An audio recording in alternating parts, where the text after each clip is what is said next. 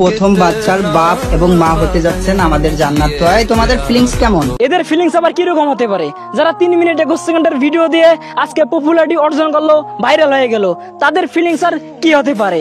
তারা সন্তান নিছে, সন্তানকে দিয়ে ভিডিও বানাবে, মানে A to Z প্রেগনেন্সি হওয়া পর্যন্ত, মানে একটা শেষ অবধি মানে বাচ্চা আসা পর্যন্ত দুনিয়ার মধ্যে ততদিন পর্যন্ত ভিডিও করতেই থাকবে।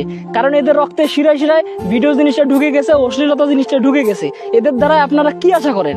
আপনারা দেখলেন না, এই ভিডিওটা দেখলেন না যে একটা সাধারণ অনুষ্ঠান করতেছে, সেখানেও ভিডিও, কিছুদিন পরে আবার মেডিকেলে যাবে, অলরেডি মেডিকেলেরও ভিডিও বানাইছে, আবার বাচ্চা যখন হবে তখনও ভিডিও হবে, আবার যখন আলট্রাসাউন্ড করতে যাবে তখনও ভিডিও হবে, অ্যান্ড যখন ডেলিভারি হবে তখনও ভিডিও হবে। মানে ভিডিও ছাড়া যাবে না, ভিডিও মানে দুনিয়াতে আসবে তখনও ভিডিও হবে। মানে দাইয়ানি যে আনিয়ে আসবে, দাইয়ানি সহ ভিডিও হবে, মানে সব ধরনের ভিডিও হবে, কারণ ভিডিও ছাড়া তারা অচল, ঠিক আছে? আর যে মেয়ে বা ছেলে হবে, টাকা দিয়ে বিজনেস করে তারা সফল বিজনেসম্যান হয়ে যাবে। বুঝাতে পারছি? এই হলো অবস্থা।